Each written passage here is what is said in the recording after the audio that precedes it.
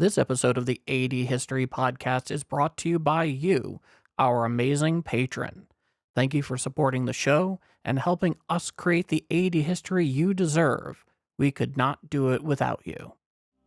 Have you ever wondered where the infamous and enigmatic European Huns actually came from, how they got to Europe, or how they lived? Or how the unexpected demise of Constantine's direct family legacy came about? Well, do we have a story for you? This is the AD History Podcast, weaving a tapestry of world history from 1AD to HD. Powered by TGNR. Get your good news that's real news at TGNR by visiting tgnreview.com.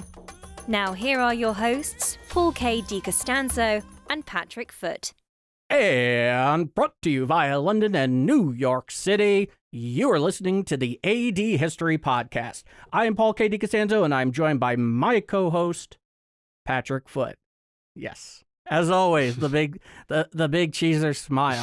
And, you know, Patrick, we got to start off the show by saying there was kind of an unexpected extended hiatus. So basically every year, the way you and I work in our cycle, we take 3 weeks instead of the 2 for over the holidays. But that didn't happen here. No, so we had our lovely sort of holiday break. It was all planned in. We had thought, we'll take that time off, then come back into recording. Unfortunately, things didn't go to plan, and like we've experienced over the last 2 years or so, things often don't go to plan in this wild world we're currently living in. Paul, do you want to share some light on what exactly went on? Yeah, so interestingly enough, in the middle of January, this is really fun. I'll preface this by saying, by my own choice, naturally, I am fully vaccinated. But that didn't stop things. No. Yours truly got COVID-19. Oh. And it was literally almost exactly a 14-day experience. Yeah. So and it was, it's weird because it kind of waxed and wanes. But when it got into that second week, it really hit. And you and I actually tried to record an episode. Yeah, we actually thought, you messaged saying I'm not feeling too great, but we'll give it a good go anyway. And I'm used to, we've recorded when we've both been feeling under the weather before, but we're normally pretty good to go. We can normally sort of do it. But when we started talking, you just sounded like death. Like, my gosh. I was quite shocked to hear you like that. Of death. Maybe it could be a fun patron exclusive thing we'll put out on the Patreon at some point in the future. If they want to pay for it, sure, why the hell not? A fun little bonus, but no, you were terribly unwell, Paul. Monetize my illness. Yeah. Hey, it's the 21st century. Exactly, but no, you were super unwell, Paul, and I'm so glad to hear you feeling a lot better now. And it's great to have the podcast finally back. We were gone a bit longer than we both anticipated. Apologies, only apologies for that delay. It wasn't intentional. We don't we're quite, I myself, Paul, we're quite good creatures of schedule. So when things go like that, it's a pain, but I hope you will understand that. Unfortunately, things just slipped out of our control, but we're back now. AD History is back. Exciting stuff. 100%. And so for those that have been, paying attention, we have our regular listeners, regular watchers over on YouTube, the whole thing. But in the last 2 weeks, obviously, we dropped the Gladiator review episode, which, of course, was a lot of fun. Yeah, really. Very bizarre, but good fun. Yes. And at time of recording, this past Saturday, we released our first audio mini documentary. We released a video version of that on YouTube. That's a little different than the one that we dropped on the directories. So they're two different experiences, and they both have their own unique qualities to them. We encourage you to go and enjoy either or both. If you're listening to us, you can find it right here because it's most certainly immediately preceding this episode in our catalog. Or if you're not familiar with where we are on YouTube, go over to youtube.com/AD History Podcast, and you can see the video version of there. Like I said, they're both a little different, but they're both really, really good.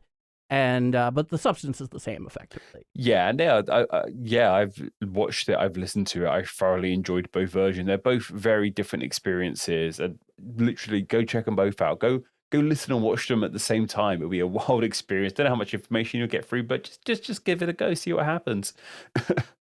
It'll be something else to be sure. But yes, Paul. But of course, we get to today. Yes, the adventure continues. We are marching through. So we're in the 350s, I believe, by now. It's been a while, but we're carrying on our tapestry of world history.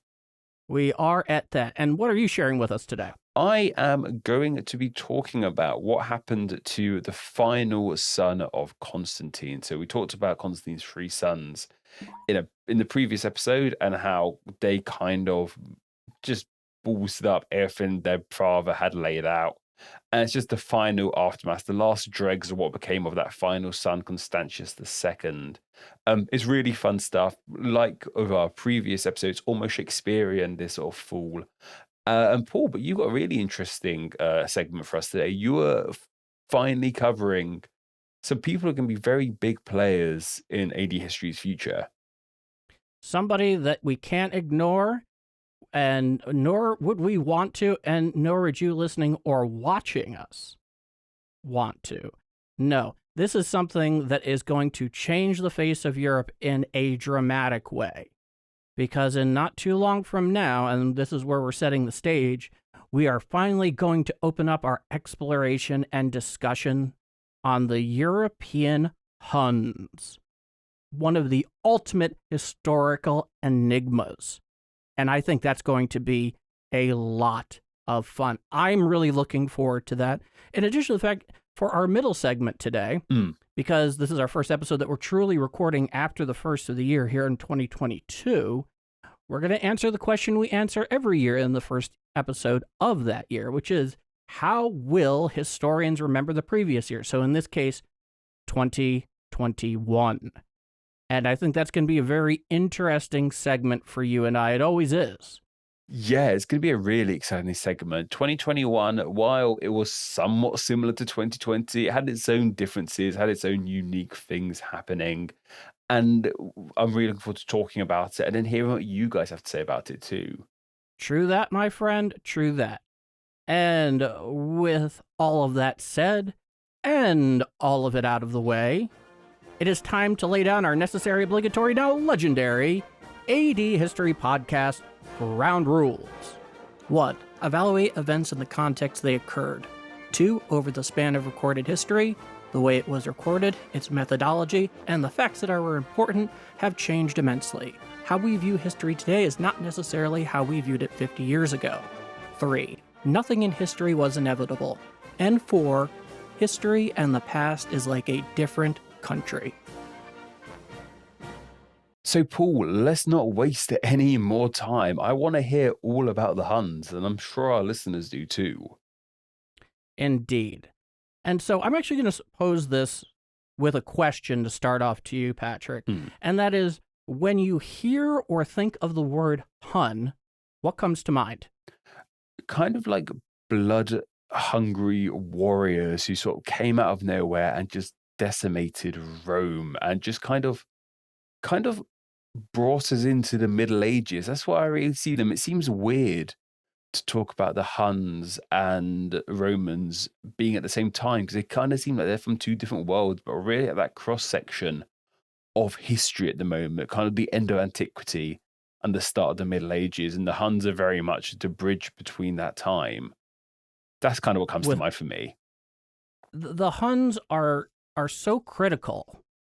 Their existence just so impactful in their entrance into Eastern Europe, which of course makes them a point of supreme fascination to you and I. And so in life, we have many pressing questions that cross our minds. Why are we here? Is our universe the only universe? Why is Kaliningrad still a thing? That is such a very, very, very good question, Paul. Why is Kaliningrad still a thing? Well, we can answer that another time because that's actually really interesting. And, of course, what is the origin of the Huns? Because it's one of those burning questions that we seek to answer. And for Rome, we're now entering a period where the sword of Damocles is truly hanging over the head of the Roman Empire as we've come to know it so far in our show, specifically the Western Roman Empire, because now we sit on the precipice of the long and debated Huns of entering stage east. Indeed, the upcoming 370s is when the Huns are said to have poured into Eastern and Central Europe from the Eurasian steppes. And this is particularly important because so many of those lands that they came in and conquered created a mass demographic shift. Specifically, the Germanic peoples that were living beyond the Rhine and the Danube are now going into Gaul, and it's putting a great deal of pressure onto Rome. We'll get to that in another episode, but it is important to note. It will begin this crisis that really is existential and fatal for the Roman Empire. It's not the only reason by any means, but it's one of the nails, one of the last nails on the coffin, to be sure. And we're still a few ways even from the birth of the famous Attila. You know, he doesn't come around until the early 5th century. But today we seek to explore the historical enigma of exactly who the Huns were, where they came from, and how they lived. And with that, I think it is best to set the scene. There is a famous tale of the Huns' origin that's most certainly apocryphal, but it's still telling, and it goes as such. Living in what is today the Kuban in southern Russia, specifically in the north and western Caucasus, were the Huns. Just across the Kerch Strait, which is the narrow body of water that connects the Black Sea and the Sea of Azov, was the Germanic Goths living in Crimea. And Crimea always seems to be relevant. Yeah. Both then and today. Yeah. And it is said that they had no knowledge of each other, living in complete ignorance of the other's existence for a very long time. Moreover, the Germanic Goths thought there was no land that existed east of them, and the Huns had no knowledge of land existing west of them. And this is something just real important to know. This is particularly and patently ridiculous. The Kerch Strait at its narrowest point is under 2 miles, and at its widest point is around 9 miles. You can see the other side with no special help. The sea levels haven't changed that much since. And if anything, the sea levels would have been lower, from what I understand, making a shorter distance between the two. But that's not as a fun story, is it, though, Paul? Like, hell no. No, that's not as a, like, no one wants to come and say, well, actually, no, like, that's a fabled sort of story about their origins and where they came from. But it's a fun story to tell. But as we find out often in history, if a story's fun, it tends not to be true. Although, of course, there are many fun stories in history.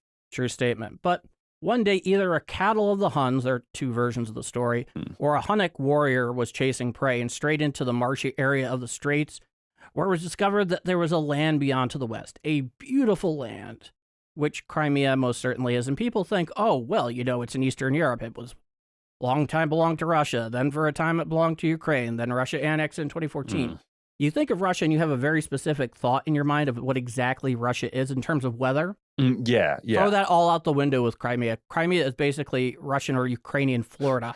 Okay, it's beautiful. It is paradise. Yeah, our image of Russia's atmosphere, Russia's climate, that's the word. Russia's climate is snow and cold and bitter.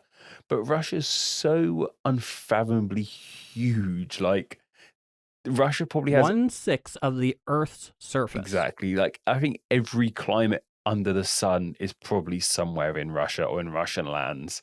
So yeah, I'm not surprised to hear that Crimea it's Florida.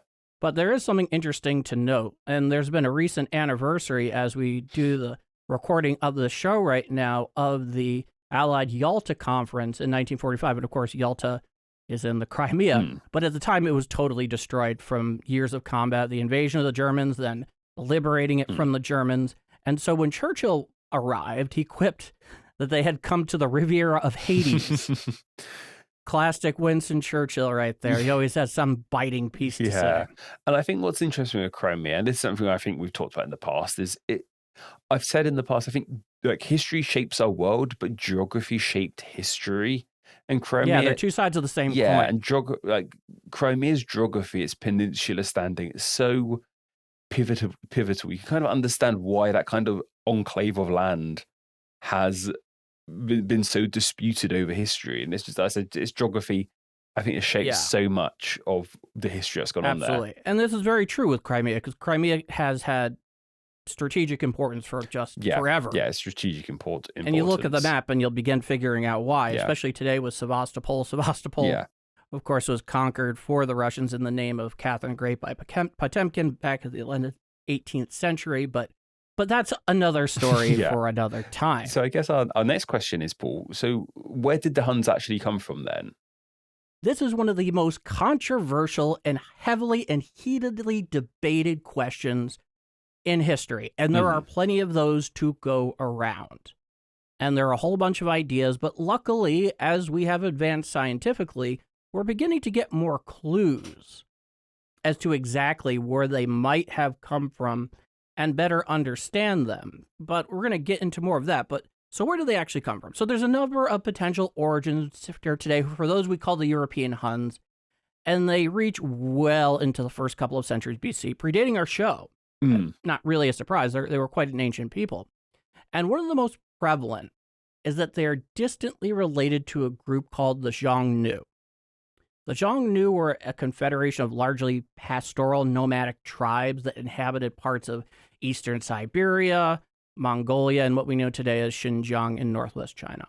Basically territories that were reasonably proximal and east of the Altai mountain range in the frozen steppes. And when I say steppes is just a description of the territory, just long, flat lands. You get the idea. So there are mountains, but then there are a bunch of flat lands. You know, the eastern steppe in Europe usually is demarcated starting at right around Hungary. So a lot of flat, sometimes very fertile land, especially if you're looking at Ukraine. But beginning in the 2nd century BC, the relationship with China is really the most notable insofar as we know.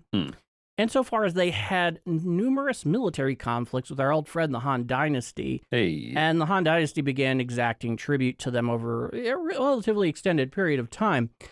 And all that kind of geopolitical intrigue you might expect for the time, to be sure, existed between them. However, at some point, I believe in the early 1st century, that confederation actually schismed to north and south. The northern Xiongnu began to migrate to, and sometimes slightly beyond, the aforementioned Altai Mountains.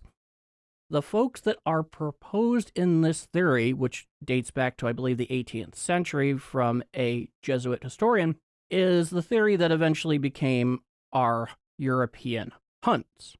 So that's what, I guess, relatively modern historians think of them, as he said, 18th century. But do we have any contemporary sources about the Xiongnu? Did the Han Dynasty write anything about these people who we believe became the Huns? Do we have any sort of contemporary facts on these contemporaneous. People? Contemporaneous, that's the word I'm looking for. Yes, there are some Chinese records from the time. And you also get accounts from all sorts of varied people. I know Buddhist monks usually took down quite a bit about them. But the interesting thing is, and this is also, once again, very controversial, and there are no certainties in this. Okay, guys, that's something that we have to propose here. We're just working on the best information that's available to us. And when they translated the name Xiongnu, it usually came out as either Hun or Hunna. Isn't that interesting? Names. It's all in names, Paul. It's all in names. It certainly, most definitely, and so often is just that. So, but also, as well as names, what about genetics? Have we done sort of genetic history? Or maybe people who are believed to be descendants of the Huns? Does that sort of help us understand more about their origins?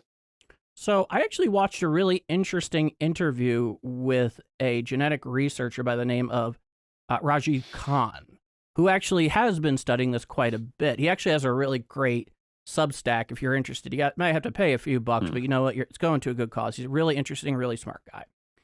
And this was basically his feelings on the subject, and I found them pretty measured and very much open to possibility, because even he recognizes, even with genetic research, there's still no, definitive answers here. But first off, the good news is that because Siberia and the far northern Far East are both really cold and many times very dry, DNA has been preserved pretty well on the whole. Cheers. My interesting friends. Cheers, weather. Yes, wherever you may be listening or watching us today.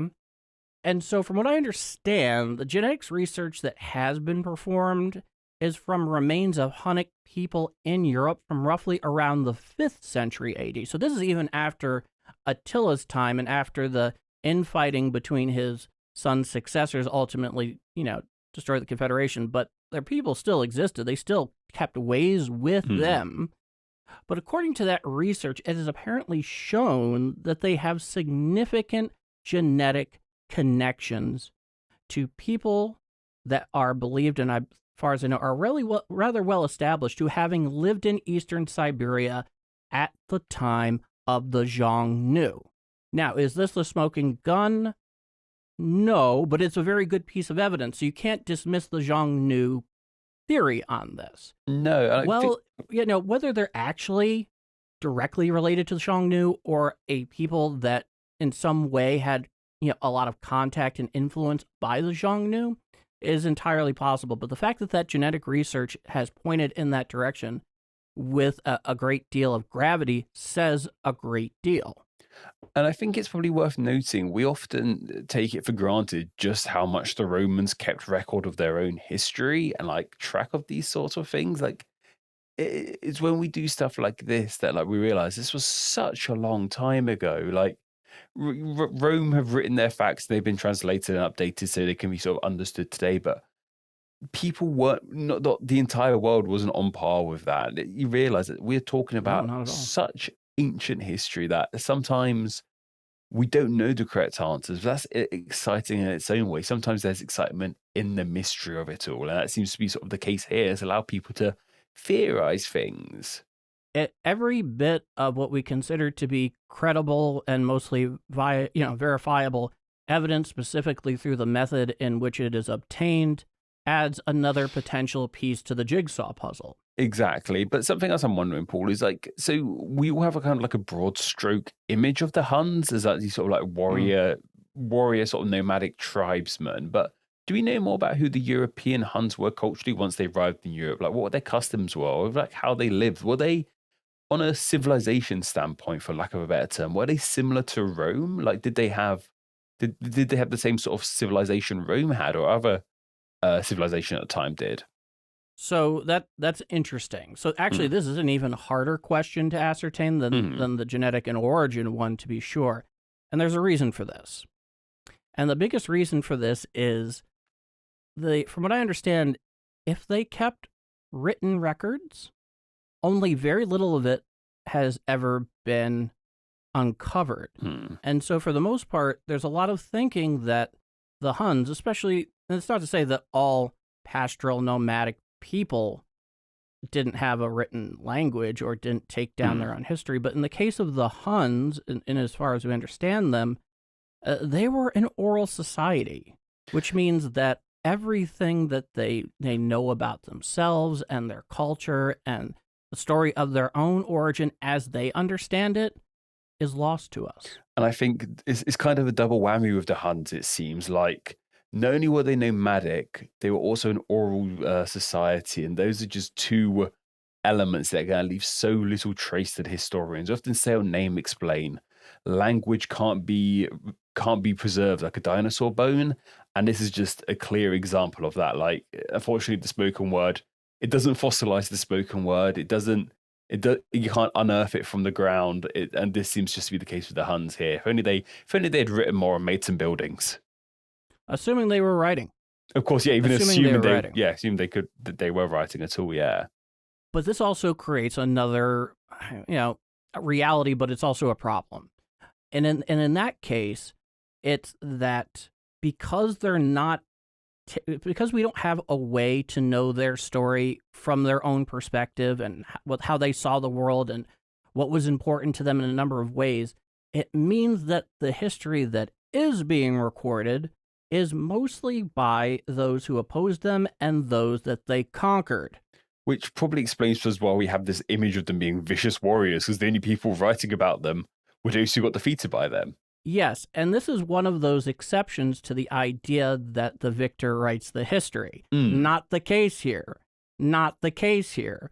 Because at the end of the day, those that they conquered and of course what they ultimately meant to Rome they may be the victors, but they basically have no say in their own history and their own role in this as they saw it themselves. But like I said, they're basically an oral society as we understand it.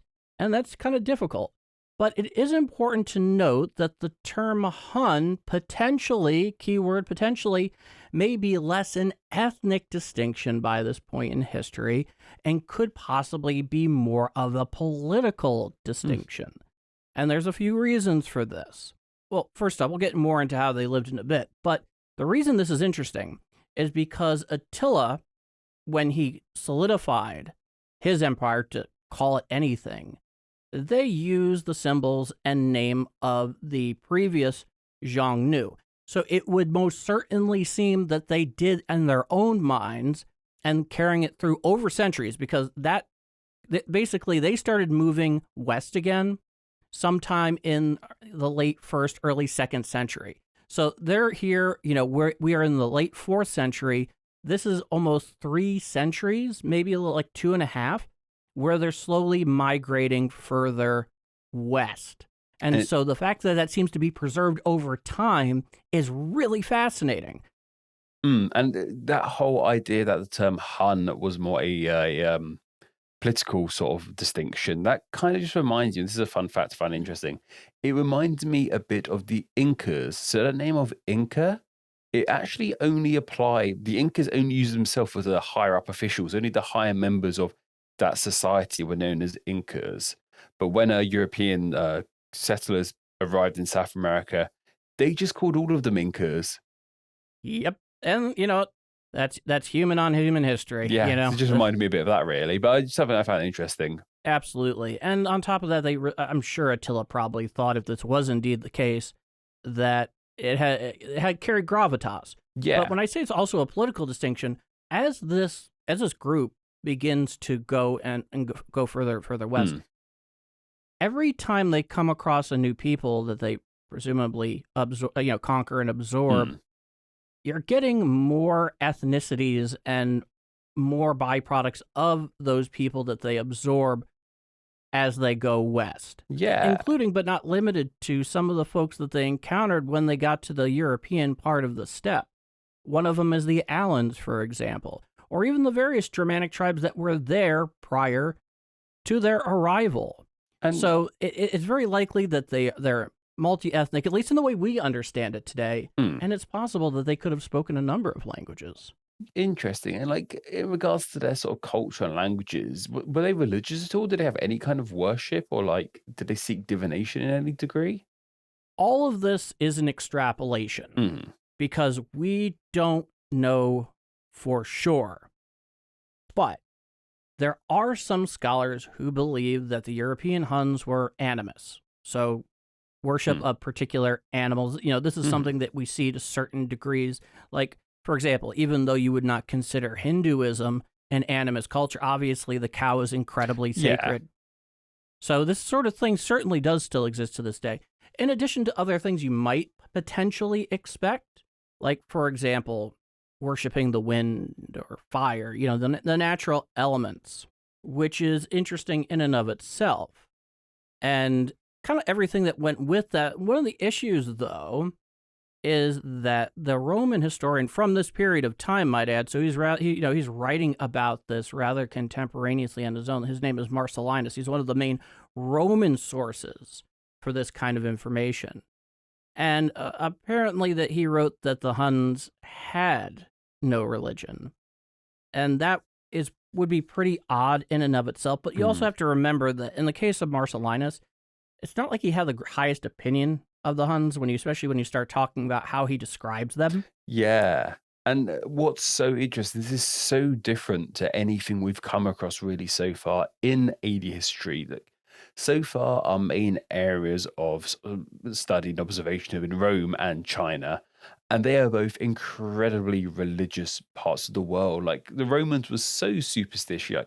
If there were so many birds in one area, that would be a bad omen. And of course, China had their mandate from heaven. So all of a sudden, these people who, while it's highly unlikely they had no religion, that's probably wasn't the case, to not have as much emphasis on religion, especially in the way China and Rome understood religion with gods and whatnot, that would have seemed so alien. Like I said, we really are approaching a different time in history at the moment and sort of seeing it slowly unfold. And it's just fascinating. It really is. So, take Marcellinus' account for what it's worth. He's looking at it as a Roman because he was a Roman. And Huns weren't really in Rome's good books, I imagine. You know what? It's interesting. This is an interesting point, actually.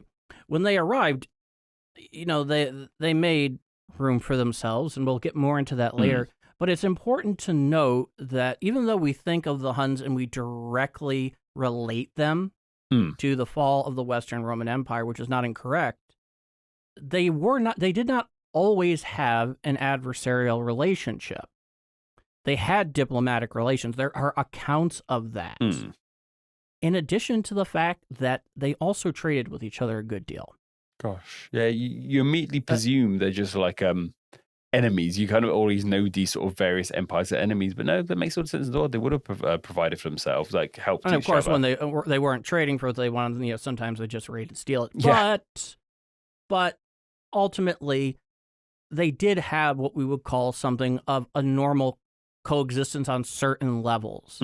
They were not just these monsters out of the European steppe that are just totally uncivilized and they couldn't be dealt with, and they saw the end of the Western Roman Empire. No, that didn't happen at all. There was definitely relationship. There was some pragmatism to this in their coexistence, especially when we're talking about before Attila, to be sure. I've just realized who's to blame for our view of the Huns pool. It's Disney and Mulan, isn't it? Yeah, in fact, actually, I believe in Mulan, the enemy forces were the Xiongnu. Yeah, I've only seen the cartoon once. It wasn't really one I had of childhood. That's the good one. Yeah. I've watched half of the live action one, then gave up. But yeah, like that kind of image of just bloodthirsty warriors who want to battle. That's Disney's fault, isn't it? Well, all of these tales from yore are highly melodramatic by design. So they're working with the source material to some degree, with the exception of the really lovely musical pieces. Yes, some lovely music in that film. So when they weren't trading with Rome, could they provide for themselves? Like, did you always get the impression with nomadic people that like it's such an alien concept to us that even in ancient Rome we have very much structured society. It seems it's kind of hard to imagine how that would work in a nomadic situation. So could they provide for themselves as well? Well, they clearly could provide for themselves, or we would never have met them here. But the question is how, and so we mentioned them being kind of pastoral nomadic. I think most people get a pretty clear idea of what that means. But I've come across a number of sources, which is interesting, that apparently have found some evidence, especially when they're kind of in the area between what we know as central modern Ukraine and Crimea, and then of course even northern going up more towards the Moscow area, that they were nomadic in terms that they would move as the seasons change because basically food for your animals and cattle. But apparently there is some evidence that did suggest that they did much beyond one's expectation for pastoral nomadic people, given the fact that they're, in the long run, almost always on the move, that they did, in fact, engage in some agriculture. I think it kind of reminds me, once again, when I think nomadic, I think obviously, of course, you've got to think Native American. And when we covered the Hopewell tradition way back, where I think in the beginning of the 2nd century, you get this idea that nomadic means constantly moving, always on the go. But that really isn't the case. Nomadic can simply mean like a lot of nomadic peoples will set up settlements for months at a time. Like I said, just move for the seasons. Yeah, it's really not. It's not that constant go, go, go as many of us might think when we hear nomadic. It's very true. And, so for the most part, this is kind of the ABCs on what we can say with some certainty and what some of the best sources say at this point about the Huns themselves. And, going back to the point we were having earlier, the fact that they have no ability to weigh in on this discussion and research because we don't have their stories from their perspective really robs us of something really amazing that may never be available to us. But there's no question that even though we don't know much about them, and their time as the true European Huns in the Confederation that came, barreling across the steppe and created this grand demographic shift that really was an existential, fatal wound, one of many, to Rome in the 5th century coming up, they are just a people that are almost always be a mystery to us, and in all likelihood. But there is something interesting, and I think this is worth closing on here because it's a really fascinating point. About 2500 BC, the people that would eventually become the Xiongnu and various inhabitants of the Eastern Eurasian and Eastern North Asian steppe are actually believed to have emigrated from Europe and started going eastward at the time. We don't know why they chose to do it.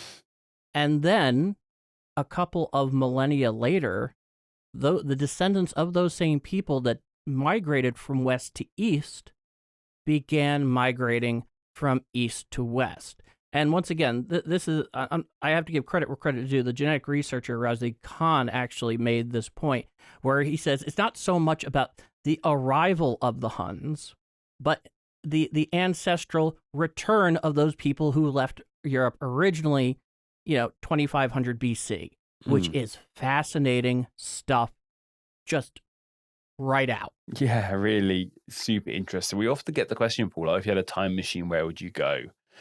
And this has to be up there because we know, like you say Rome, but we know an awful lot about Rome, especially with our historian hats on. Like, we want to understand how history works, how people did things in the past. We have a pretty good understanding of Rome. It would be so fascinating to actually fill in these blanks of history. And that's just kind of what's coming to mind with this. But I really look forward to seeing what happens with the Huns, because they, like I said, I know just such broad strokes of their history and who they were and how they lived. So I'm really looking forward to learning more about them through this podcast. Yeah, absolutely. And, whenever I get that question, especially you and I were students of history. We're historical presenters. That's part of our profession. And through this podcast, naturally. And so anytime I get that question, I always have to put a qualifier. Which period of time would I want to visit? I have to say that visit, yes, but in some hypothetical way, no ability to interact. Only observe. Yeah, more like see it on a TV screen or something. Yeah, not because I'm worried about screwing with the arc of history and putting one plate of grass in the wrong place and then, Nazi Germany wins the Second World War. Just these ridiculous temporal hypothetical questions. But for me, at least, I'm always very careful, which is to say, I could tell you where I'd want to go, but under the understanding that I would have no ability to interact and no ability to be noticed. Yeah, I think that's kind of the boat I'm in, especially if you go into this sort of period of history. I just want to see it. I don't want to be a part of it.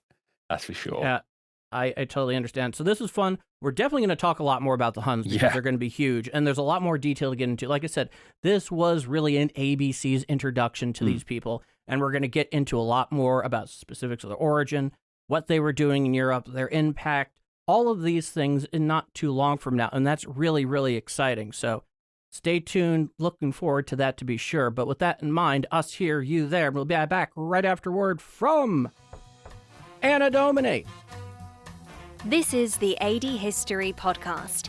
Keep up with the show and join the discussion by following AD History on Twitter with the handle @ADHistoryPC and the hashtag ADHistory. Check us out over on Facebook, Instagram and YouTube by searching AD History Podcast, as well as, of course, tgnreview.com/ADHistoryPodcast. Also, check out the AD History Podcast on Patreon. See how you can help support the show and the rewards that await you by exploring the AD History Podcast on Patreon. See the link in the description. Now, back to Paul and Patrick. So, Paul, 2022 is officially upon us. And it's normally around the start of the year that people, including ourselves, like to look back on the year just past. And we did this for the entire decade gone past in early 2020. We did it about just 2020 and 2021, and we're doing it about 2021 in 2022. Paul, what do you think 2021 will be best remembered for? By historians specifically. By historians, of course, specifically, yes. So I very intentionally did not prepare for this question in advance because I wanted to get an organic feel of it. Mm. And the first thing I'm going to say is I don't know that I'm alone in this, but it certainly makes sense, which is I feel like 2020 and 2021 are almost the same year in certain respects. I feel like they bled into each other just intensely.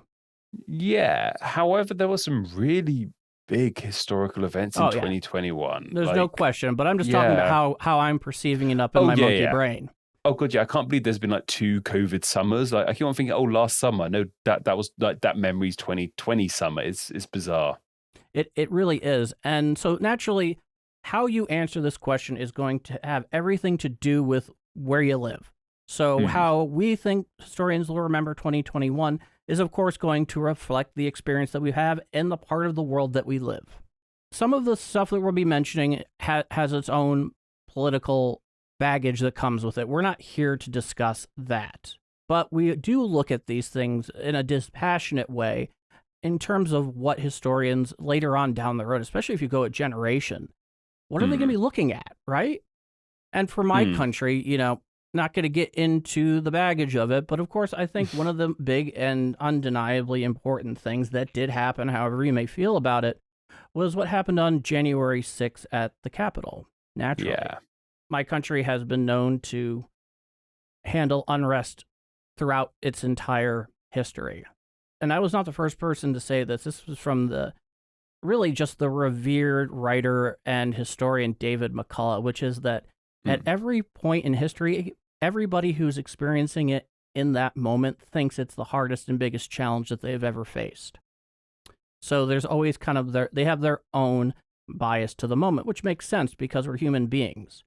We're always going to favor where we are and what's happening in the now for the most part. This is another time for us. But that's certainly like kicking it off right off the bat. That's huge. Of course, everything that's going on with the pandemic. And I'm sure there's a generation down the road, there's going to be a multi-volume history, maybe, or a really good single-volume history of this particular pandemic from a variety of perspectives. And I think they're going to be very interested to see how our understanding of what we're fighting and our attitudes towards it have changed over time.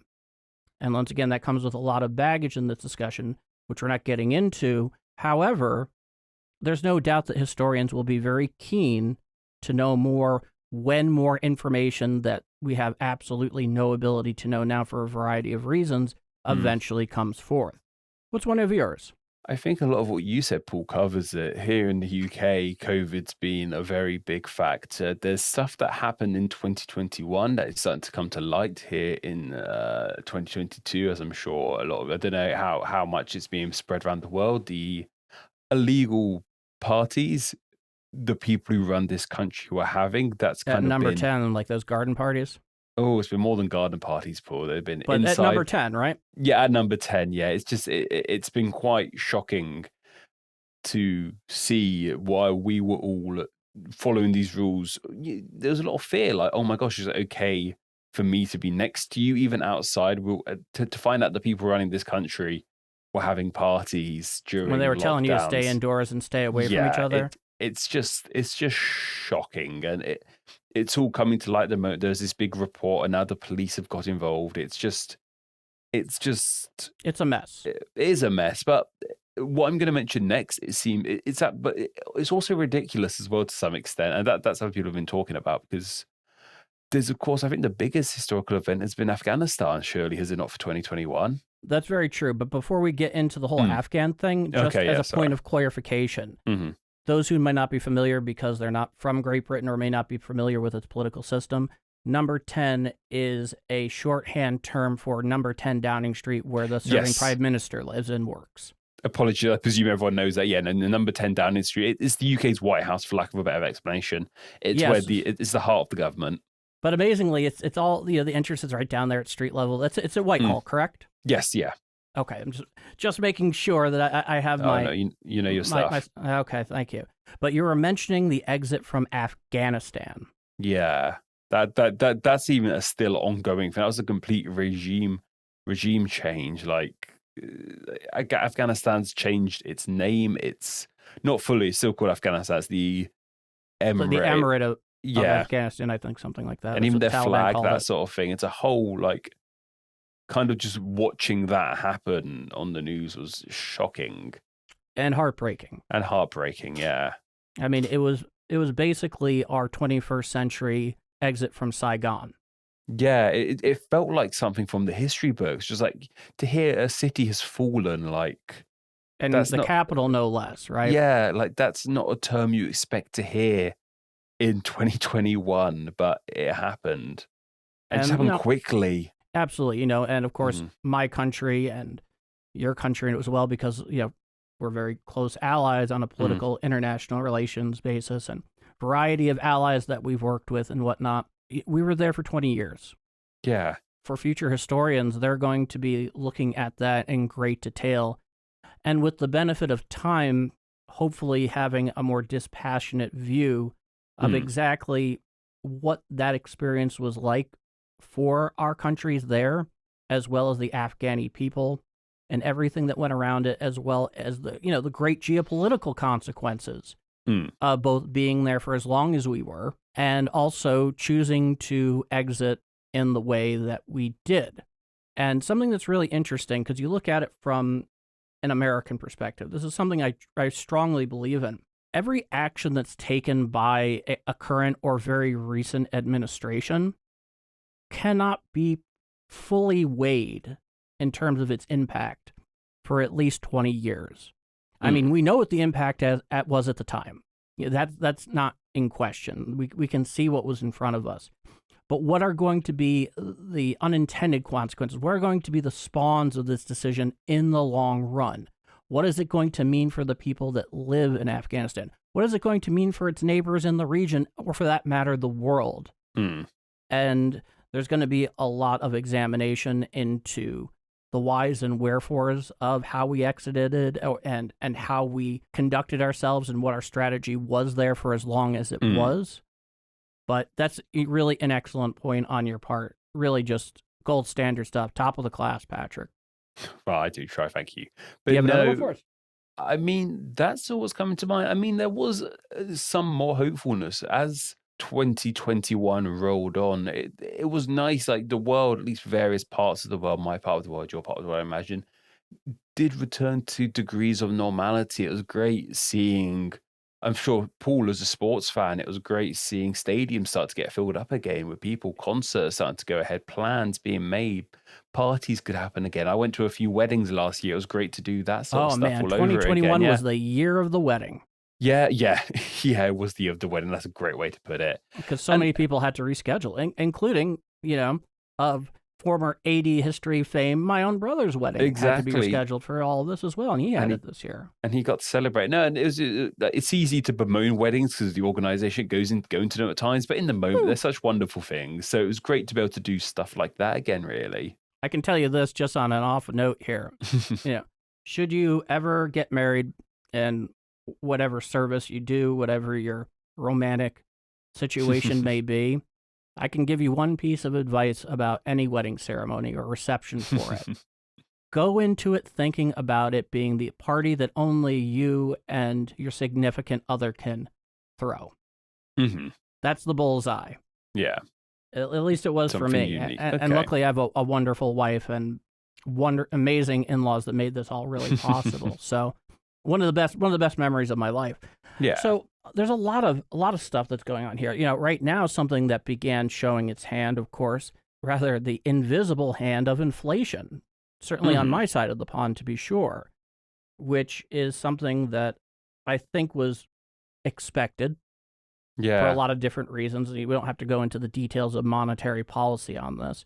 No. Most people that are listening, especially if they're in the West or in the United States specifically, know exactly what that experience is like because we're still experiencing it. Yeah, likewise here, there's this cost of living crisis is being dubbed here in the UK going on at the moment. There's same here. Everything's going up in price. It's kind of scary. As someone who makes their living based on how many views videos get, it's kind of scary seeing all this prices go up. Energy prices have gone up, food prices are going to go up. Time will tell how this pans out for us all. That and 2021, I believe, wasn't it the first year that Britain was truly detached from the European Union? Yep, that happened too. Just forgot about that. It was all anybody could talk about, and then now it's just like, you're just worn out over it. Yeah, just worn out, upset about it personally. If you're happy about it, congrats for you. And of course, something else, Prince Philip died. A big event in British history. That was a huge event in British history, the passing of Prince Philip. Philip was a complicated character. Yeah. That's a way to put it. He's a complicated character. And, if you've watched Netflix's The Queen, there's a very interesting... Oh, excuse me, Netflix's The Crown, excuse me. You get a very certain view of the royal family, to be sure.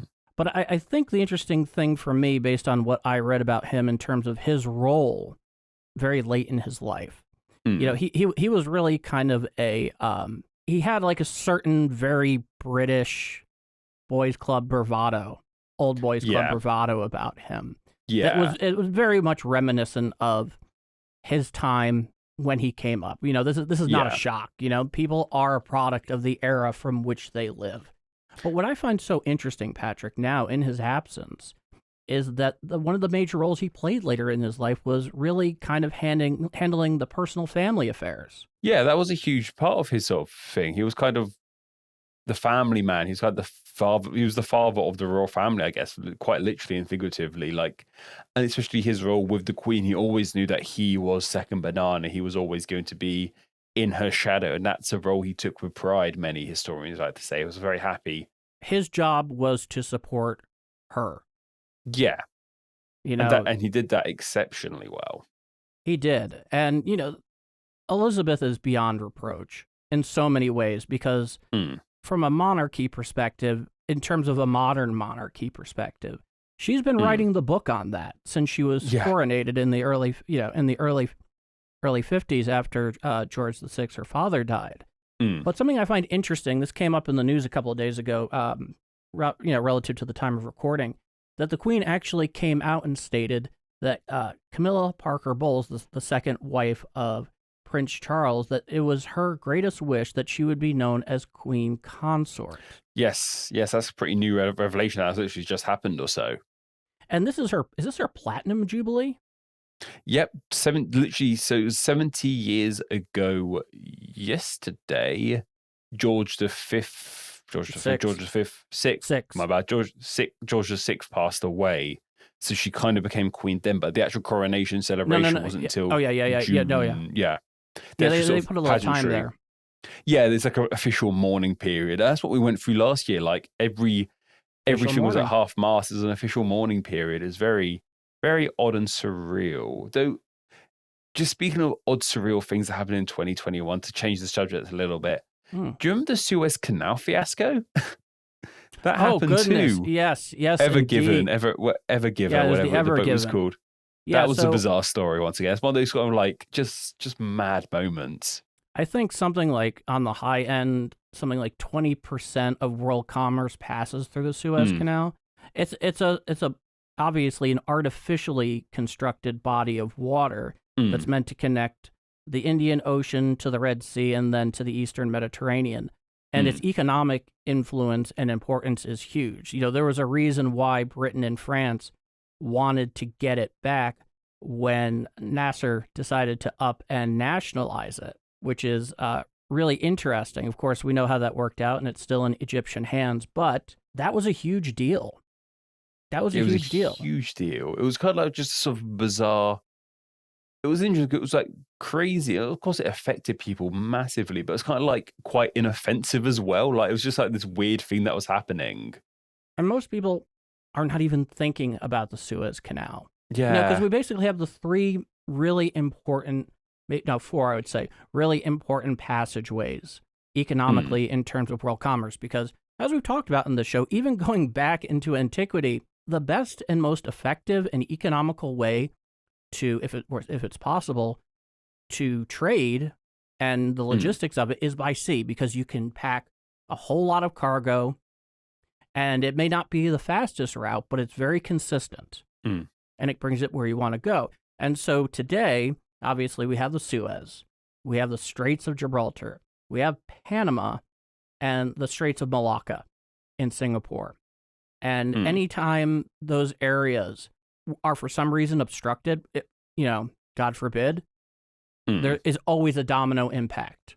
Yeah, and it's just aware of, like, you kind of don't think about where the stuff in your house comes from, food or just products. Like, you can't just, they're on shop shelves or they arrive in the post. That's it. You don't think about the actual manpower and like energy and just bulk of how it tastes. And like that blockage in the Suez Canal, it was kind of just like, it kind of made the world realize like what we had done, this sort of interconnected world we'd made, the consumerism. It was kind of like this big ugly face of it in some ways. It's a reality of the logistics of how commerce works in a really global society. The other thing that I think is really worth mentioning when we're talking about economics, which is a huge part of 2021, and maybe you've experienced it, it certainly started in 2021, still going on, are shortages. So it definitely began in 2020, has carried on into 2021. It seems to be here now. So supermarkets have like, obviously where the fruit and vegetables are, like they're like just put out in boxes. Like they have like these fake cardboard pictures of produce they now put in the empty ones because empty boxes have become so commonplace now. It's almost traumatizing in a way. It is. I don't know if it's a Brexit thing. It probably is a Brexit thing. It's not a unique thing. We're experiencing it here too. It's become so like shortages. Like it feels bizarre. Like how is it 2022, 2021, and just like food shortages is going on in like incredibly developed countries like mine and yours, Paul. It's just bizarre. Yeah, that, and on a technological side, there's obviously been a computer chip shortage. Yeah, which is affecting that market and technology profoundly at the moment. I'm still waiting for my PS5. No, I'm not. I haven't got one. I'm not waiting for one. My brother figured out a way at one point, but that's another story. But the point of the matter is that has had a very demonstrative impact on how we live. I mean, luckily, you and I have most of what we already need in this respect, and we've been very fortunate. There's no other way to put it. It's a very strange thing because you and I have grown up, and many people listening, wherever you may be listening or watching, have experiences too where you've never had to think about the possibility that something you want might not be available to you. Just like an ordinary thing that we want just might not be available, yeah. So, I mean, right now, I think everybody's really just kind of making the best of it and working with the hand they've been dealt, which is all you can do, right? But it's certainly going to be one of the key historical narratives and threads for any future historian that begins examining, on a whole, the events of 2021.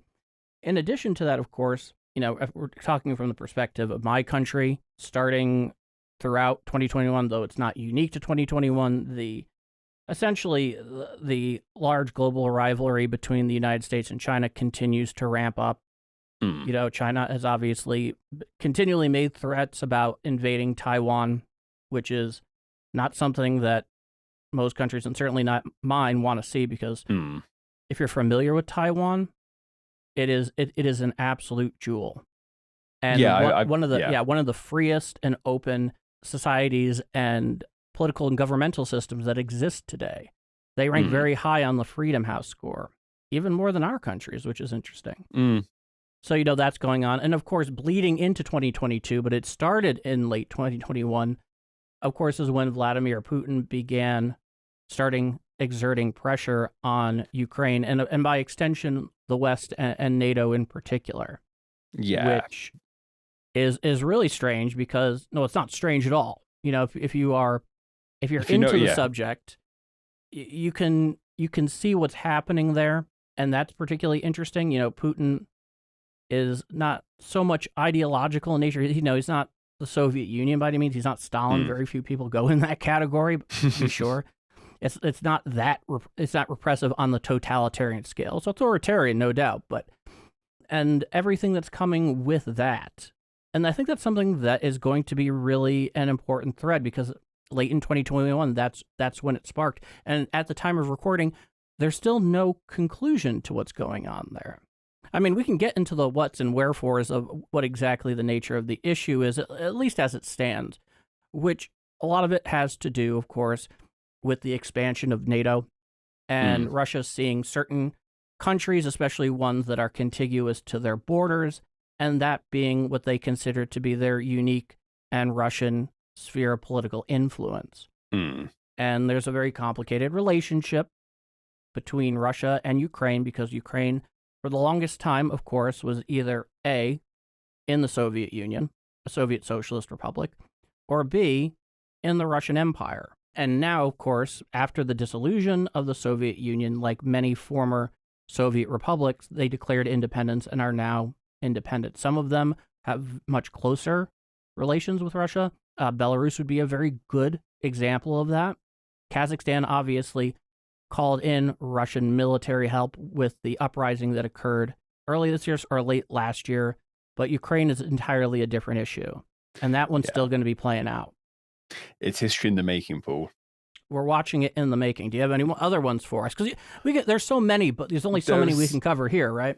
Yeah, there's only so many we can cover here. We've already talked for about 20, 15 minutes or so about, this middle section is supposed to be a bit briefer. So I think it's only fair, Paul, we ask the listeners what they think 2021 will be remembered for. Oh, absolutely. Especially if you are watching us on YouTube, or if you're on the podcast directories, add us on Twitter at ADHistoryPC, or if you're interested in seeing us do the show in studio, of course, you can always go over to youtube.com/ADHistoryPodcast. And usually, of course, this is our middle segment to answer a Patreon submitted question, which we promise we'll be doing again in the next episode. We have some good stuff for that. And our patrons are amazing.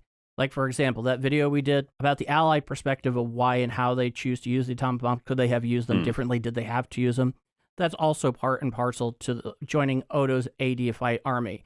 And if you want to help support the AD History Podcast, help us continue to grow and support our efforts, support the show, most definitely go over to patreon.com/AD History Podcast.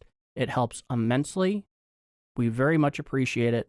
And it guarantees that our show can march on, and us doing new and bigger things and keep giving you the AD history you deserve, because that's really where it's at. So definitely go over, take a look. We have many, many wonderful benefits for those who choose to do on the minimum $3 tier level. Of course, you're going to get our episodes 48 hours early. That's both for the video version and the audio only version, if that's the thing. If you're interested in donating $5 a month, you have the ability to submit a question that we will answer in this segment. Anything that has to do with the show, anything we have covered, anything coming up, history in general. Patrick and myself in our professional lives, that's all in play. And of course, there's more that can come from there. But go over and take a look at patreon.com/AD History Podcast. Once again, that's patreon.com/AD History Podcast, and join Odo's ADFite army. But with that, us here, you there, and we'll be back right after a word from one AD. This is the AD History Podcast. And thank you, AD. Now, you're going into what I would say is finishing the thread of a very important figure, which of course is Constantine the Great, and specifically in this case, the very bizarre and rather ruthless bunch that were his progeny, the 3 sons that he had with his second wife. And in this case, we're at the point where we have the last survivor, which of course is Constantius II. And you are going to give us this very important thread that we have followed so much up to this point, and see exactly what came of the final survivor of Constantine the Great's family. And with that, Mr. Foote, Sir Patrick, you have the floor. Thank you, Paul. So yeah, you're quite right there. And as we did mention in our last episode, by 351 AD, just one of the three sons of Constantine that he left in power after his death was still alive himself, and that was that middle-born son of Constantius II. This last son, however, did not have all the empire under his command like his father, though, just the eastern half. The Western Roman Empire had been usurped by army commander Magnentius, as we mentioned in that previous episode. And to Constantius's east, he had that ever looming threat of the Sassanids. So suffice to say, he was not in the best of positions, though his biggest challenge would come in the form of his own family, as his cousin Julian decided that it should be his time to rule Rome. And the events of this decade, however, would turn out to be the end of Constantius II, it would seem, as dun dun dun. Dun dun dun indeed. As in 361 AD, he died. So today, we're going to look into what exactly Constantius II got up to in his last full decade of power, and how it all ultimately led to his demise. But before we do that, we need to do a wee bit of backtracking. We need to go back to some events we kind of glazed over in the last decade because they're pretty darn important to what happens now. You may remember in that last episode, I mentioned that Constantine's sons had all other male relatives of them killed to make sure there would not be an attempt to overthrow them. And it actually turned out they spared two of their male relatives, these being Julian and Constantius Gallus, their cousins, and I'm saying cousins in air quotation marks because they weren't quite cousins as we understand cousins to be. They were their father's half-brother's son and his stepson. So for all intents and purposes, they were cousins, but not as neatly cousins as they weren't direct blood cousins, but they basically there. We've talked about how Romans saw family. You know, you could adopt a middle-aged man on your deathbed and they'll be your son. That Rome had a very liberal concept of family at the time, and that's cool, I think. Why these brothers spared their cousins, we aren't quite sure.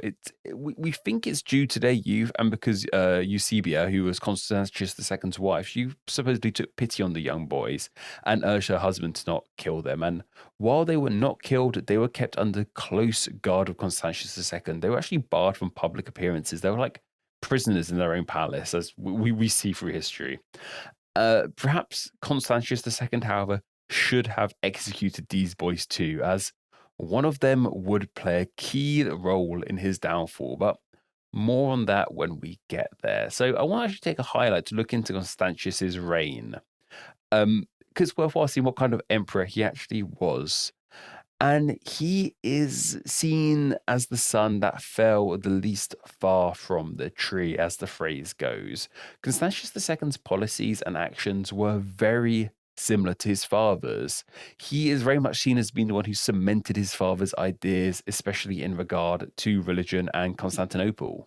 I think it's fair to say, to use a term, that he was his father's son. Yes, he very much was his father's son, unlike the other two, who were, of course, were biologically his father's son, but these two were Constantius II, very much his father's son. And in regards to religion, Constantius II actually ordered the closure of all pagan temples. This was because temples were such a focal point to that religion. So without them, there was very little followers of the traditional Roman pagan religion could actually do. And this is interesting because this is a point of policy where he very much deviates from his father.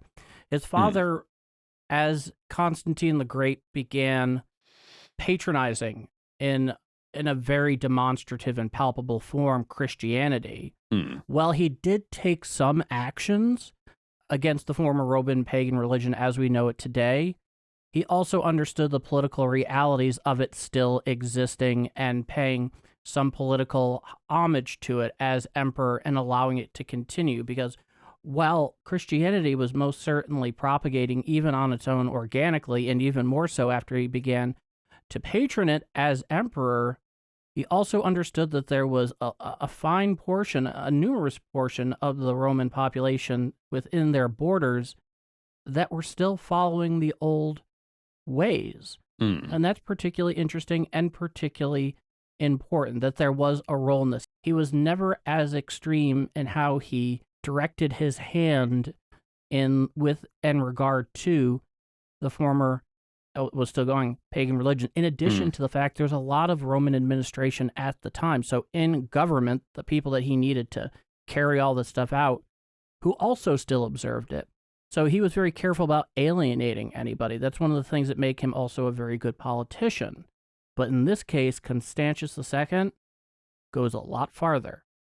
Yeah, and perhaps that was his own downfall, being a bit too extreme, whereas Constantine knew how to be a bit more tactful with it all. Maybe Constantius II's full assault on the pagan religion was about maybe one of his more bad features. But this destruction of, well, not destruction, this closure of the pagan temples, it actually allowed Christianity to rise even further. If they couldn't worship their old gods, they all went to the new gods. And under Constantius II, only one god. Yeah, my bad. Yes, only one god. Apologies. That's the whole thing about Christianity. My bad. That's all right. Under his rule, under Constantius II's rule, Constantinople grew bigger too, much like his father envisioned. He helped fund many major buildings in the city, such as granaries, bathhouses, and even a library.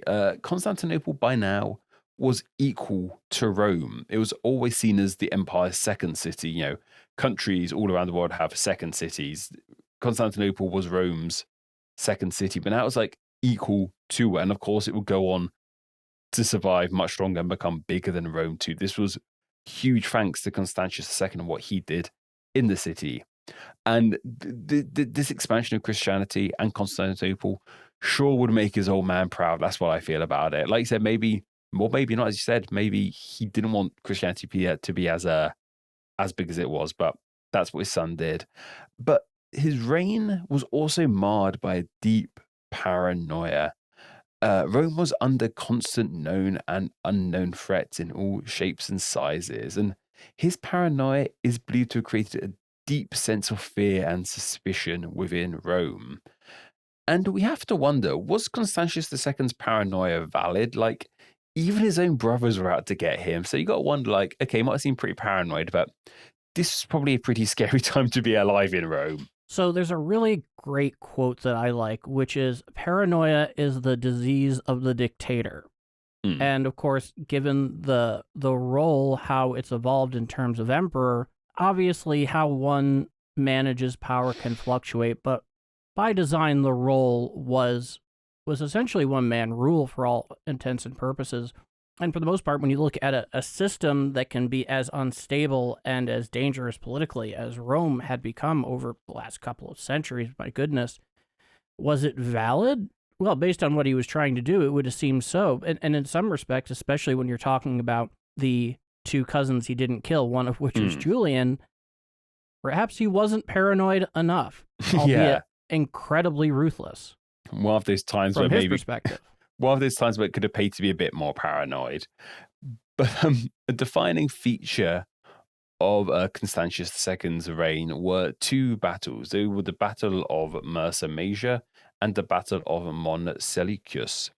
So as I mentioned, by 351 AD, Magnentius, the usurping soldier, was still ruling Rome's west. And suffice it to say, Constantius II wanted the rest of his father's empire back.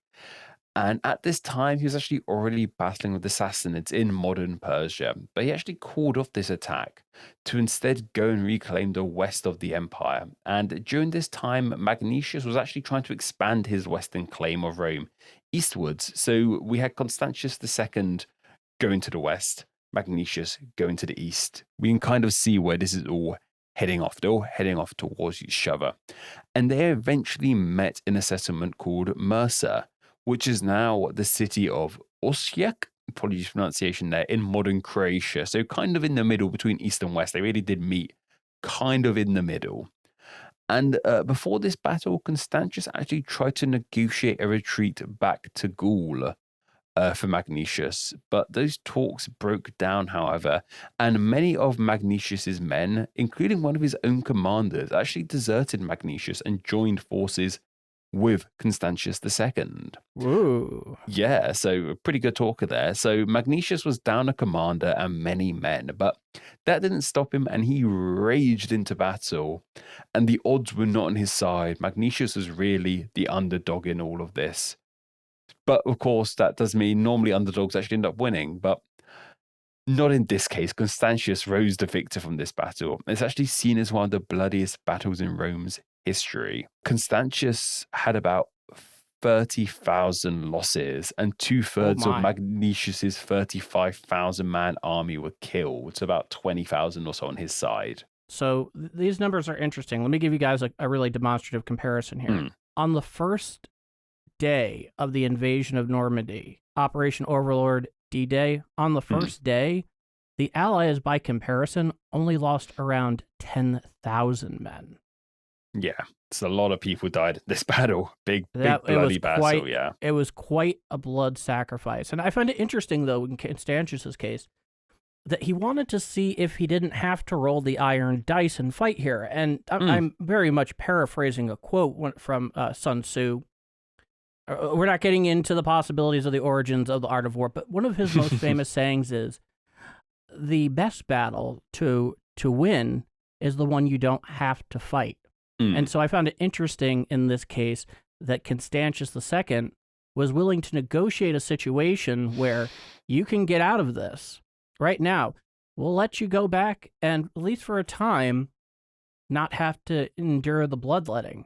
But clearly Magnentius said, this is my time and this is my place. Yeah, and that happened. And the most ironic thing all of this is after this defeat, Magnentius actually did retreat back to Gaul, which is so ironic and kind of morbidly funny. He had the chance to retreat to Gaul without losing men. He said no to it.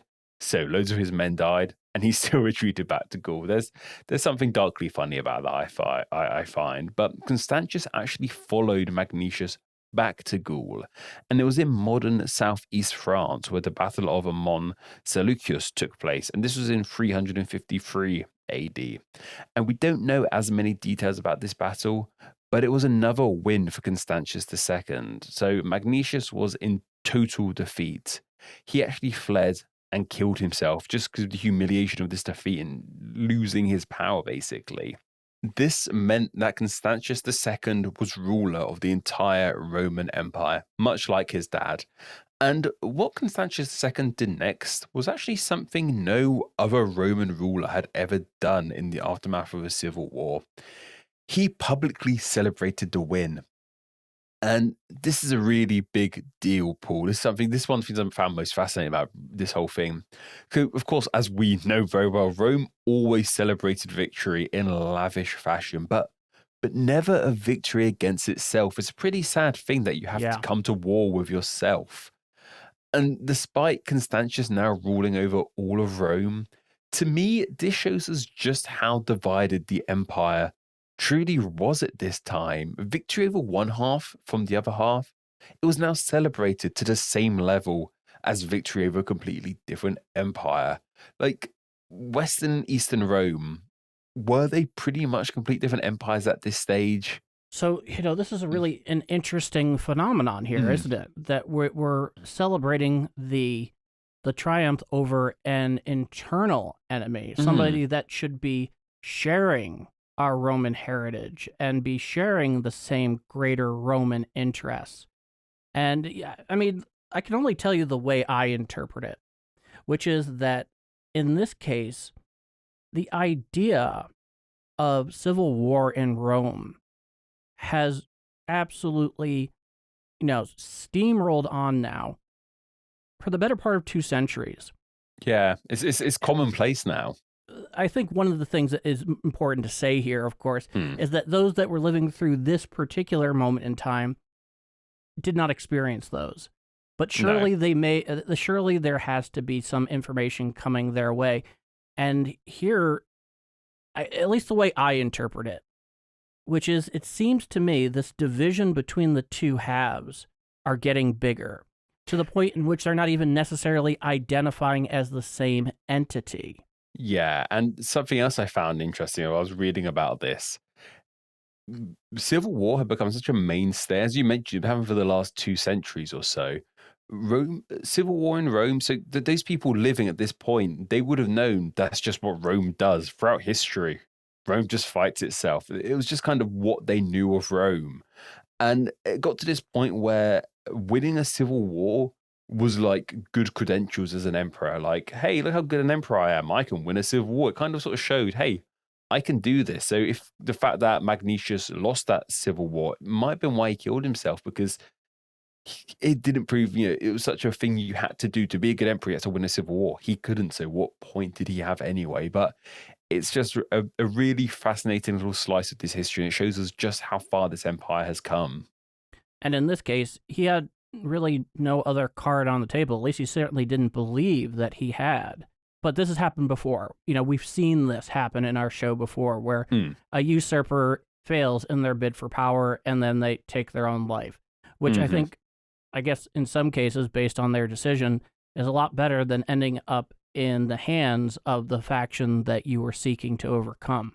Yeah, and this is just how Rome's going. But even though Constantius II had all the empire under his belt, things weren't going too well. And it's been very and truly established by now that Rome could not be ruled by one single person, minus the odd exception.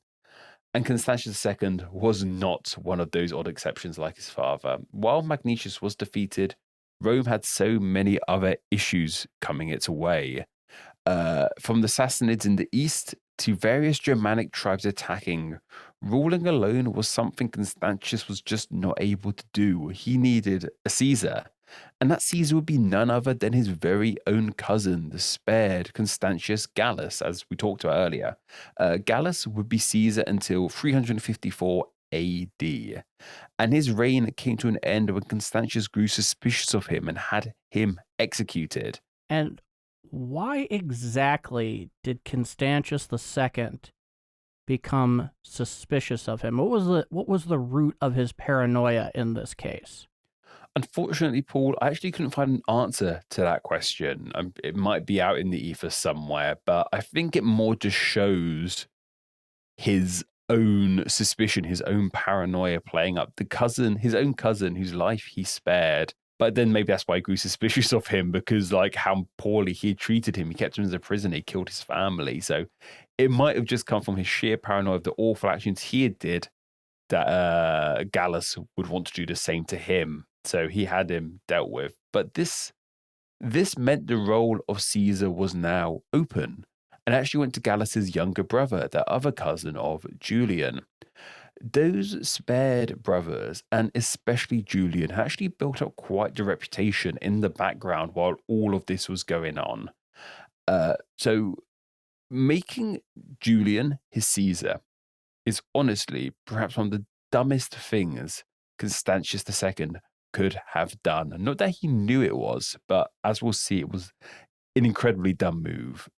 This is, of course, the same Julian whose entire family were killed by Constantius and his brothers.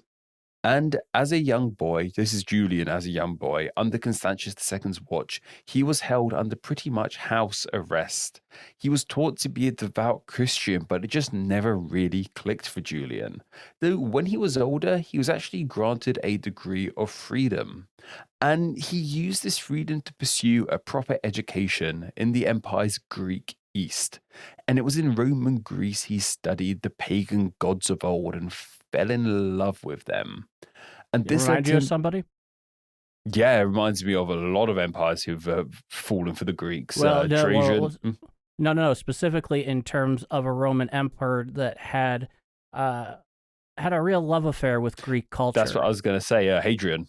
It was Hadrian. I'm getting echoes of Hadrian. Yeah, Hadrian. I forgot Hadrian, Trajan. I get them mixed up. I know both had wars. No, it's very strong vibes of Hadrian here. And yeah, he just fell in love with Greek history, the Greek mythology, the gods of old.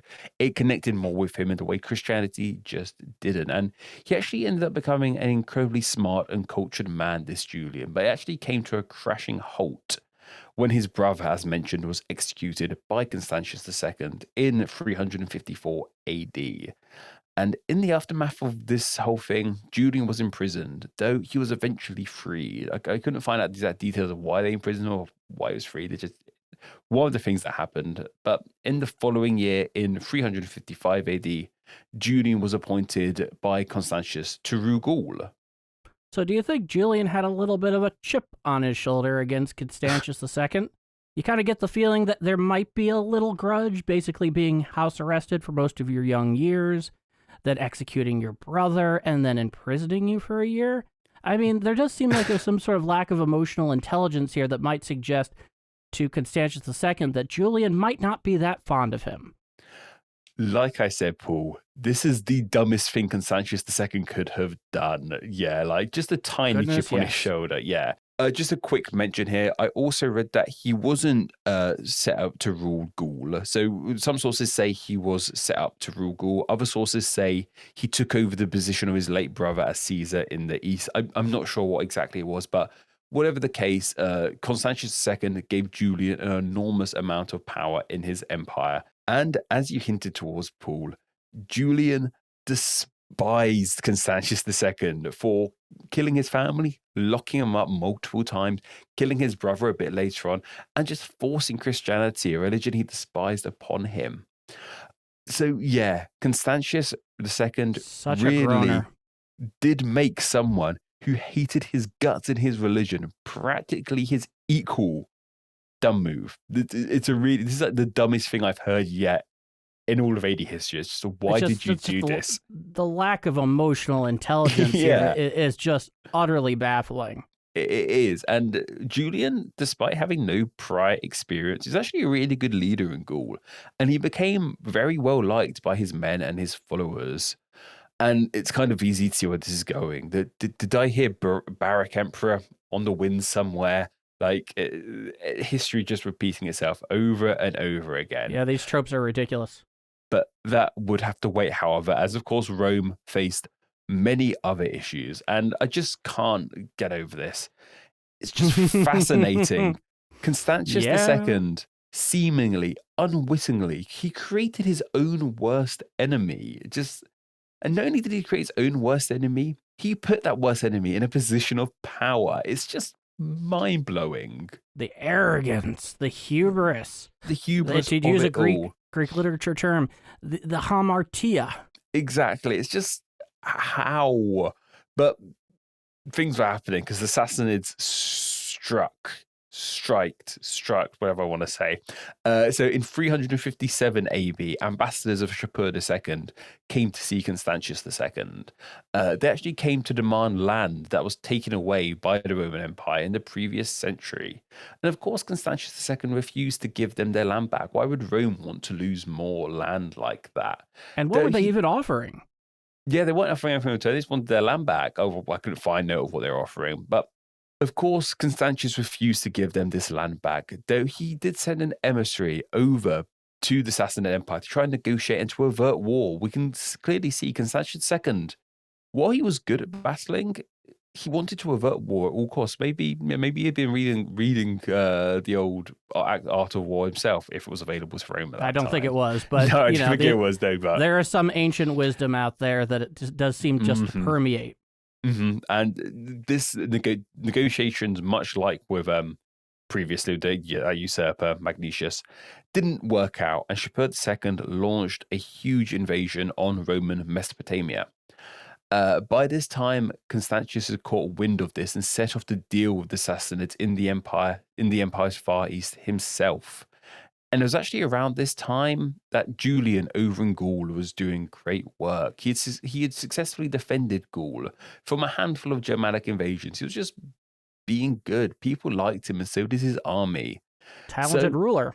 Yeah, really just natural. One of these people just had the natural skills to do it. But then the war going on over in Roman Mesopotamia, Constantius wanted soldiers from Gaul, Julian soldiers in Gaul, to leave Gaul and help him out in the east. And of course, they weren't happy about it. They were enjoying their lives in Gaul. They didn't want to be sent all the way across the empire to fight a war with the Sassanids. So not only did they not go help Constantius, they actually turned on him. And as I hinted towards, they declared Julian their emperor. Dun, dun, dun. Yeah, who'd have thought, eh? And while So Constantius II actually did catch wind of what his cousin had done and being declared emperor. He wasn't able to do anything about it because he was too busy dealing with the Sassanids over in the east. But by 361 AD, however, the Sassanid threat had been reduced, meaning Constantius could finally go westward and deal with his usurping cousin, who by now had been emperor for a good few years or so, at least in the western part of the empire. He and his men started to travel back to Gaul, and this was set to be a clash of a lifetime, cousin versus cousin. Except Constantius II got sick on the journey there, and he knew he wasn't going to make it back to face off with his cousin. So, like his father before him, he accepted his fate and actually got baptized on his deathbed. Like I said, this really was his father's son. And just before death, what's interesting is that Constantius II actually came to peace with his cousin, and he declared Julian his rightful successor. And Constantius II eventually died of a fever on the 3rd of November, 361 AD. And of course, his death was also the death of Constantine's legacy. Those 3 sons left behind to fulfill his father's legacy just a couple decades ago. All 3 of them had died himself, and it left just his nephew to rule the dynasty now. And I won't go into it too much here because I'm going to talk about it next time. It's really interesting stuff.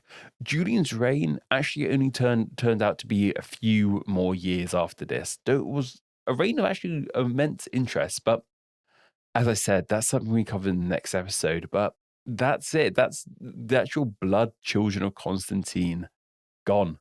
That probably the last great emperor of Rome, Western Rome, Eastern Rome, whatever you want to call it.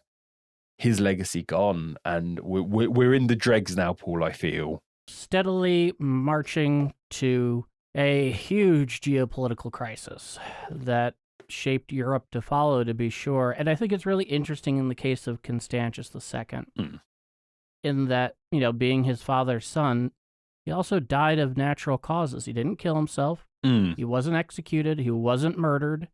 He managed to overcome his usurper short of natural death. But I find it so interesting. So if you were a previous listener of AD history, you will know that something that was very common, this has certainly happened with Constantine the Great, as much as he patronized Christianity once he had the entire empire within his domain, he waited until he was essentially on his deathbed to actually convert. And ultimately, just as a brief refresher, that's because there's the shortest amount of time to make sure that, you don't sin or run afoul of the constructs of Christianity.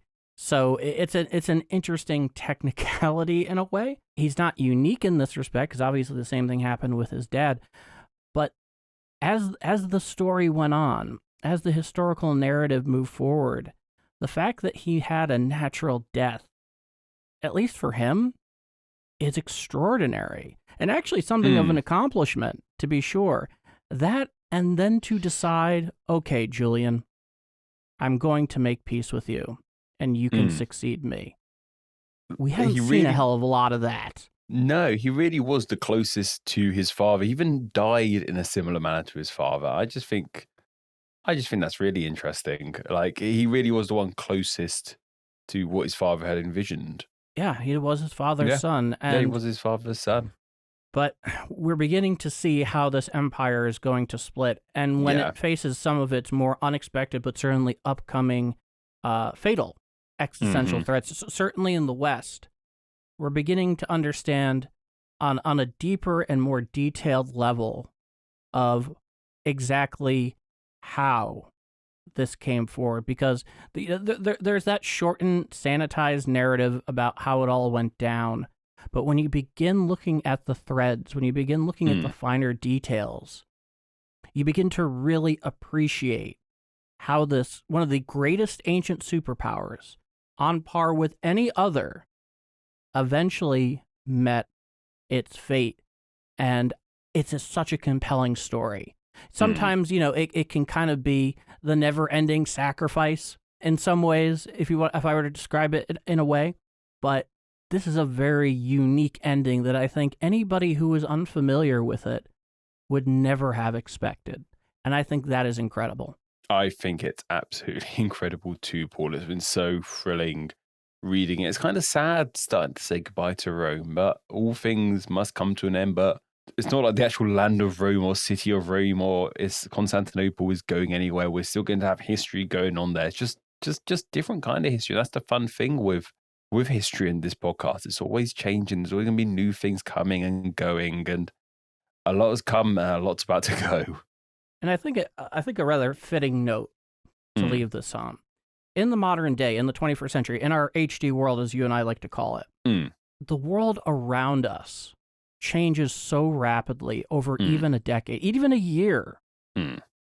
And for so long in human history, before we really kind of hit the gas, and that's obviously not universal. That really kind of depends where in the world you are. If you're looking at human advancement, it's not just a linear point up. Depending on where you are, it's kind of like this, and then you can get set back, and then you can forget things that you did know, and all these things. For most of human history, everything that was going around people were changes that they could not even really notice. But this is one of the few and really interesting and unique times, and it has been for a lot of our show, to be sure, where if you're a Roman, wherever you may be in the empire, obviously it would vary. Unlike so much of human history, you're really seeing your world change in a highly perceptive, demonstrative, and palpable way. And that's why I'm so glad that you chose to bring this thread and share with it and explore it with us today. But us here, you there, and we'll be back right afterward from one. Anna Domini. This is the AD History Podcast. Well, that does it for us today. Patrick, where can people find us? You can find me personally primarily on Instagram at NameExplainYT. But you can also find me on Twitter at NameExplainYT, and of course on YouTube, search NameExplain. What about you, Paul? In addition to my usual work at TGNR at tgnreview.com, you can find me at my Twitter handle at PKD in History, as well as my reader-submitted World War II Q&A column, The World War II Brain Bucket, where I answer all World War II-related questions, which, if you are on YouTube, we will have a link down in the description. That's all today from myself. Goodbye, thank you, and take care. Yes, thank you all so much. Until next time. Like all good things, we come to an end for today. Thank you for listening to the AD History Podcast. It is listeners such as yourself who make this show possible and truly awesome. Be sure to follow and subscribe for upcoming AD History Podcast episodes, available wherever podcasts are found. Also, follow AD History on social media. Follow the show on Twitter at the handle at ADHistoryPC, as well as on Facebook by visiting facebook.com/ADHistoryPodcast and Instagram as AD History Podcast. In addition to liking and subscribing on YouTube by searching AD History Podcast. Do you have a direct comment or question for Paul and Patrick? Drop them an email at adhistorypodcast@tgnreview.com. Also, be sure to visit the show's homepage at tgnreview.com/ADHistoryPodcast.